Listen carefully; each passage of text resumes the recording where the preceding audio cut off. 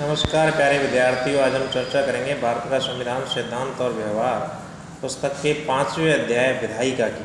बहुत महत्वपूर्ण अध्याय है विधायिका। भारत की जो राष्ट्रीय विधायिका है या व्यवस्थापिका है, विधायिका को व्यवस्थापिका के नाम से जानते हैं। भारत की जो राष्ट्रीय विधायिका है इसका नाम संसद है और राज्यों में जो विधायिका है इसको विधानमंडल के नाम से जानते हैं। भारतीय संसद के 2 सदन हैं, एक लोकसभा और दूसरा राज्यसभा। यानी भारत में द्विसदनात्मक व्यवस्था है। यानी भारत की जो संसद है उसके 2 सदन हैं, लोकसभा और राज्यसभा। ये पुस्तक में दे रखा है। अब संविधान ने जो राज्यों का विधानमंडल है उसमें छूट दे रखी है कि वो 1 सदनीय भी हो सकता है और 2 सदनीय भी हो सकता है। 1 सदन विधानसभा अनिवार्य सदन है राज्यों के विधानमंडल में, और दूसरा सदन विधान परिषद सभी राज्यों में नहीं है। इसकी इस पुस्तक में चर्चा की गई है। द्विसदनात्मक राष्ट्रीय विधायिका बहुत इम्पोर्टेंट है देश में, क्योंकि ये भारत है, विविधता वाला देश है। संसद के प्रत्येक निर्णय पर दूसरे सदन में पुनर्विचार किया जा सकता है, इसलिए संसद में द्विसदन होना जरूर आवश्यक है। इस पुस्तक में ये चर्चा की गई है कि राज्यों के विधानमंडल भी कई राज्यों में द्विसदनात्मक हैं, यानी विधानसभा के साथ साथ वहाँ विधान परिषद भी है। जैसे आंध्र प्रदेश, बिहार, कर्नाटक, महाराष्ट्र, तेलंगाना, उत्तर प्रदेश, यहाँ द्विसदनात्मक विधानमंडल है राज्यों में। चाहे राज्य हो चाहे केंद्र हो, व्यवस्थापिका में विधायिका बहुत इम्पोर्टेंट है, विधायिका या व्यवस्थापिका, क्योंकि 2 सदन होने पर प्रत्येक निर्णय दूसरे सदन के पास निर्णय के लिए भेजा जाता है। इसके बारे में हम क्रम से चर्चा करेंगे। राज्यसभा के बारे में, लोकसभा के बारे में, विधानमंडल में विधानसभा के बारे में। विधान परिषद की हमने चर्चा कर ली। कुछ राज्यों में विधान परिषद है, बाकी राज्यों में विधानसभा ही है। राज्यसभा बहुत महत्वपूर्ण सदन है। राज्यसभा राज्यों का प्रतिनिधित्व करती है। राज्यसभा के सदस्यों का निर्वाचन अप्रत्यक्ष विधि से होता है। किसी राज्य के लोग राज्य की विधानसभा के सदस्यों को चुनते हैं और राज्य की विधानसभा के सदस्य राज्यसभा के सदस्यों को चुनते हैं। यानी राज्यसभा के सदस्यों का निर्वाचन अप्रत्यक्ष विधि से होता है। इसमें एमएलए वोट देते हैं राज्यसभा के सदस्यों के लिए। अब देखिए, यहाँ भारत में राज्यसभा के विषय में क्या विशेष है। अमेरिका में जो दूसरा सदन है उसमें सभी राज्यों को समान सीटें दी गई है, जबकि भारत में राज्यसभा की सीटें प्रत्येक राज्य में समान नहीं है। यहाँ पर उनकी जनसंख्या के आधार पर सीटें कम ज़्यादा है। जैसे हम राजस्थान की बात करें तो राजस्थान में राज्यसभा की 10 सीटें हैं, अन्य राज्यों में कम या ज़्यादा सीटें हो सकती है।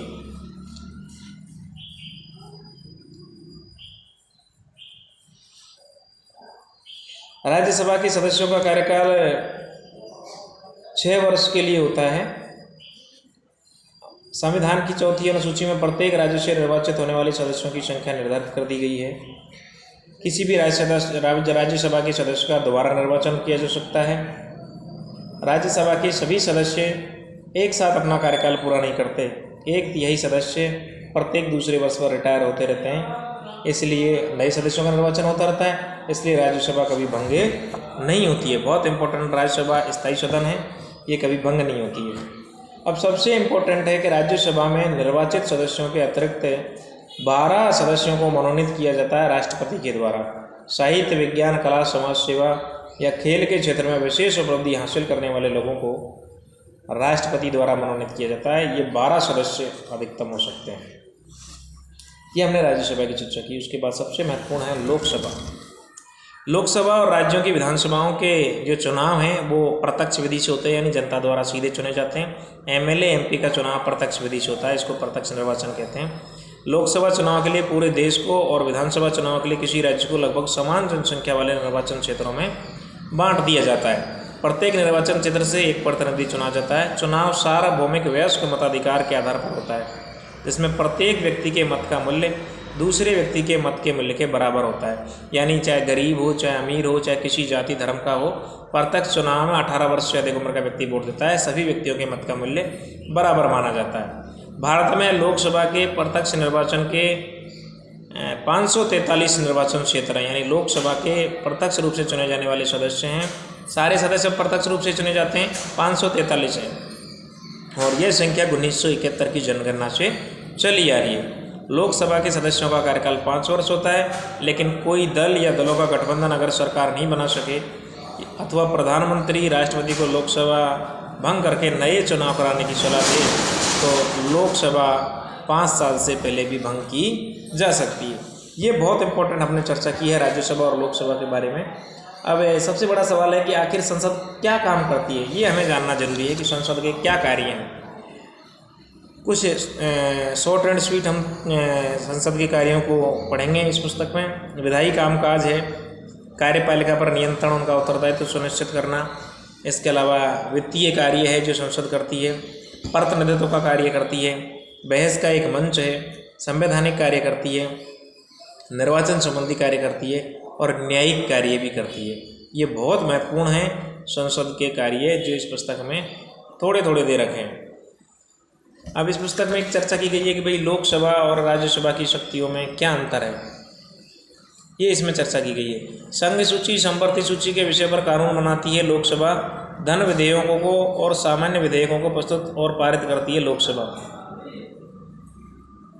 सामान्य विधेयकों पर विचार कर उन्हें पारित करती है और धन विधेयकों में संशोधन प्रस्तावित करती है राज्यसभा, कर प्रस्तावों, बजट और वार्षिक वित्तीय वक्तव्यों की स्वीकृति देती है लोकसभा, संवैधानिक संशोधनों को पारित करती है राज्यसभा, प्रश्न पूछकर, पूरक प्रश्न पूछकर या प्रस्ताव लाकर और अविश्वास प्रस्ताव के माध्यम से कार्यपालिका को नियंत्रण करती है लोकसभा, प्रश्न पूछकर संकल्प और प्रस्तावों को प्रस्तुत करके कार्यपालिका पर नियंत्रण राज्यसभा भी रखती है, संविधान में संशोधन कार्य भी करती है लोकसभा, आपातकाल की घोषणा को स्वीकृति प्रदान करती है लोकसभा, राष्ट्रपति उपराष्ट्रपति का चुनाव करती है लोकसभा। राज्यसभा में भी राष्ट्रपति और उपराष्ट्रपति के चुनाव में भागीदारी होती है। संसद को राज्य सूची के विषयों पर कानून बनाने का अधिकार राज्यसभा देती है। इस तरह से इसमें थोड़ी सी चर्चा की गई है राज्यसभा की क्या शक्तियां हैं और लोकसभा की क्या शक्तियां। अब इसमें राज्यसभा की विशेष शक्ति और लोकसभा की विशेष शक्ति की चर्चा की गई है। राज्यसभा की विशेष शक्ति, यदि केंद्र सरकार राज्य सूची के किसी विषय जिस पर केवल राज्य की विधानसभा कानून बना सकती है को राष्ट्र हित में या संघीय सूची और संवर्धित सूची में हस्तांतरित करना चाहे तो उसमें राज्यसभा की स्वीकृति आवश्यक है। ये राज्यसभा की विशेष शक्ति है। लोकसभा की विशेष शक्ति, धन विधेयक केवल लोकसभा में प्रस्तुत किए जा सकते हैं, राज्यसभा में नहीं। ये लोकसभा की विशेष शक्ति है जिसकी चर्चा इस पुस्तक में की गई है। प्रस्तावित कोई भी कानून है उसके प्रारूप को विधेयक कहते हैं। 1 नंबर का सवाल आ सकता है, विधेयक से आप क्या समझते हैं? प्रस्तावित कानून के प्रारूप को विधेयक कहते हैं। अब देखिए कानून कैसे बनता है, एक सारणी के द्वारा इस पुस्तक में बताया गया है। कोई भी विधेयक है, विधेयक अगर धन विधेयक है या धन विधेयक नहीं है तो उसी किसी एक सदन में पेश किया जाता है। यानी अगर धन विधेयक है तो लोकसभा में पेश किया जाएगा और धन विधेयक नहीं है तो किसी भी सदन में पेश किया जा सकता है। विधेयक समिति के पास भेजा जाता है या उस पर सदन में चर्चा होती है, समिति फिर रिपोर्ट देती है, सदन इस रिपोर्ट को स्वीकार या अस्वीकार कर सकता है। सदन में फिर विधेयक पर विस्तार चर्चा होती है, वहाँ भी विधेयक या तो पारित हो सकता है या रद्द हो सकता है। अगर वहाँ से पास हो गया तो कोई भी विधेयक दूसरे सदन में भेजा जाता है, दूसरा सदन या तो उसको मंजूरी देता है या उसका सुझाव देता है। जरूरत पड़ने पर किसी भी संसद के द्वारा संयुक्त बैठक बुलाई जा सकती है। राष्ट्रपति विधेयक को मंजूरी देता है या उसको पुनर्विचार के लिए लौटा सकता है। ऐसे में कोई भी विधेयक लोकसभा और राज्यसभा में पारित होने के बाद राष्ट्रपति के हस्ताक्षर के बाद कानून का रूप धारण कर लेता है। ये इस पुस्तक में चर्चा की गई है। मंत्री के अतिरिक्त कोई और सदस्य अगर विधेयक पेश करे तो उसे निजी सदस्यों का विधेयक कहते हैं, क्योंकि वो सरकार का विधेयक नहीं होता है। अब विधेयक भी विभिन्न प्रकार के हैं, जैसे सरकारी विधेयक, निजी सदस्यों के विधेयक, गैर वित्त विधेयक, वित्त विधेयक, सामान्य विधेयक या संविधान संशोधन के विधेयक। इस तरह के विधेयक के संसद में लाए जा सकते हैं। इसमें एक महत्वपूर्ण बात दे रखी है कि राज्यसभा 14 दिन तक ही धन विधेयक को रोके रख सकती है। अगर 14 दिन तक भी रोके रखती है इससे ज़्यादा तो राज्यसभा में पास हुआ समझा जा सकता है। यानी धन विधेयक को राज्यसभा में रोकने की शक्ति मात्र 14 दिन की है। अभी हमने चर्चा की कि यदि कोई विधेयक संसद के दोनों सदनों में पारित कर दिया जाता है तब उसे राष्ट्रपति की स्वीकृति के लिए भेजा जाता है। राष्ट्रपति की स्वीकृति के बाद कोई भी विधेयक कानून का रूप धारण कर लेता है। विधायिका के अध्याय में बहुत महत्वपूर्ण दे रखा है अनुच्छेद 109 धन विधेयकों के संबंध में विशेष प्रक्रिया 1 धन विधेयक राज्यसभा में पेश नहीं किया जा सकता, यह अनुच्छेद 109 में लिखा हुआ है। अब सबसे बड़ा सवाल है कि संसदीय नियंत्रण के क्या तरीके हो सकते हैं। बहस और वाद विवाद, प्रश्नकाल, शून्यकाल, आधा घंटे की चर्चा या स्थगन प्रस्ताव, कानूनों की स्वीकृति या अस्वीकृति, वित्तीय स्वीकृति, अविश्वास प्रस्ताव,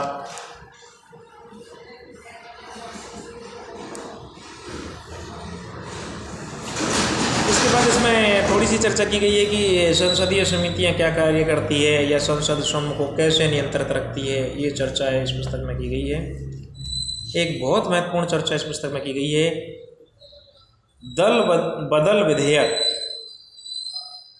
1985 में संविधान का 52वां संशोधन किया गया, यानी 52वां संविधान संशोधन 1985 दल बदल निरोधक कानून इसको कहते हैं। हालांकि 91वें संविधान संशोधन द्वारा दोबारा इसको संशोधित किया गया। सदन का अध्यक्ष दल बदल से संबंधित महत्वपूर्ण विवादों का अंतिम निर्णय लेता है, यानी लोकसभा हो या विधानसभा, दल बदल करने वाले विधानसभा के सदस्य या लोकसभा के सदस्य की उस सदन का अध्यक्ष ही तय करता है कि किसने दल बदल किया है या नहीं किया है। अगर ये सिद्ध हो जाता है कि किसी सदस्य ने दल बदल किया है तो उसकी सदन की सदस्यता समाप्त की जा सकती है उस सदन के अध्यक्ष के द्वारा। अगर लोकसभा का सदस्य है तो लोकसभा के अध्यक्ष के द्वारा, और अगर विधानसभा का सदस्य है तो विधानसभा के अध्यक्ष के द्वारा। ये इस पुस्तक में चर्चा की गई है विधायिका नामक अध्याय में। ये 5वां अध्याय है भारत का संविधान, सिद्धांत और व्यवहार। अन्य अध्यायों की भी आगे चर्चा करेंगे। अगर आप कक्षा 11 में पढ़ते हैं तो आप हमारा ये वीडियो देख सकते हैं। कुछ दिनों से हमारे वीडियो लगातार नहीं आ पाए थे, अब प्रतिदिन कक्षा 11 के 5 अध्याय और बच रहे हैं, उनके वीडियो आएंगे। उसके बाद कक्षा 12 के विद्यार्थियों के वीडियो आएंगे। अगर आपने हमारा चैनल सब्सक्राइब नहीं किया है तो आप हमारे चैनल को सब्सक्राइब कर सकते हैं। धन्यवाद, शुक्रिया।